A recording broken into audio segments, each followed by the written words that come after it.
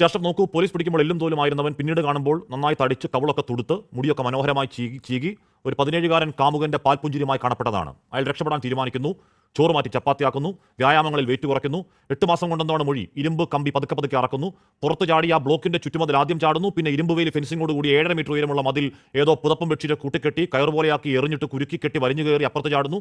ഈ പ്രക്രിയ അതീവ സുരക്ഷാ ജയിലിൽ ആരും അറിഞ്ഞിട്ടുമില്ല. അതെങ്ങനെയാണ് സാർ? അപ്പോൾ എനിക്ക് ഗോവിന്ദസ്വാമി അറിയാം, വ്യക്തമായിട്ടറിയാം. ഇവൻ ചാടി എന്ന് പറയുമ്പോൾ പേടിയായിരുന്നു മനസ്സിൽ.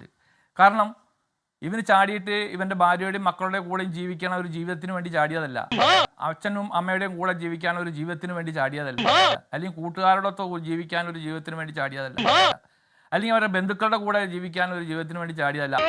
അങ്ങനെയുള്ള ബന്ധങ്ങളും കാര്യങ്ങളും ഒന്നുമില്ലാത്ത ഒരു ഏകനായ ഒരു മനുഷ്യനാണ്. അവൻ ചാടുന്നത് കുറ്റകൃത്യങ്ങൾ ചെയ്യാൻ വേണ്ടി മാത്രമാണ്.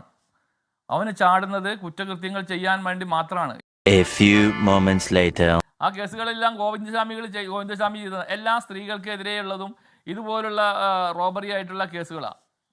അപ്പോൾ ഇവന് ആന്ധ്രാപ്രദേശിൽ കേസുണ്ട്. ആന്ധ്രാപ്രദേശിലെ കമ്മം, ഞാൻ കരുതി ഇവൻ എസ്കേപ്പായ കേരളം വിട്ടുപോയി കഴിഞ്ഞാൽ പിന്നെ കിട്ടാൻ വളരെ ബുദ്ധിമുട്ടാണ്. ഇവൻ കമ്മത്തേക്ക് എത്തുമോ എന്നുള്ള ഒരു അവസ്ഥയിലായിരുന്നു ഞാൻ. കമ്മം അവന് കുറച്ച് ബന്ധങ്ങളും കാര്യങ്ങളും ഉള്ളതാണ്. Flash back. കാരണം ഇവന് ചാടിയിട്ട് ഇവൻ്റെ ഭാര്യയുടെയും മക്കളുടെ കൂടെ ജീവിക്കാൻ ഒരു ജീവിതത്തിന് വേണ്ടി ചാടിയതല്ല, അച്ഛനും അമ്മയുടെയും കൂടെ ജീവിക്കാൻ ഒരു ജീവിതത്തിന് വേണ്ടി ചാടിയതല്ല, അല്ലെങ്കിൽ കൂട്ടുകാരോടൊത്ത് ജീവിക്കാൻ ഒരു ജീവിതത്തിന് വേണ്ടി ചാടിയതല്ല, അല്ലെങ്കിൽ അവരുടെ ബന്ധുക്കളുടെ കൂടെ ജീവിക്കാൻ ഒരു ജീവിതത്തിന് വേണ്ടി ചാടിയതല്ല. അങ്ങനെയുള്ള ബന്ധങ്ങളും കാര്യങ്ങളും ഒന്നുമില്ലാത്ത ഒരു ഏകനായ ഒരു മനുഷ്യനാണ്. എടാ എൽദോ, നീ എവിടെയെങ്കിലും ഉറച്ചു നിൽക്കടാ.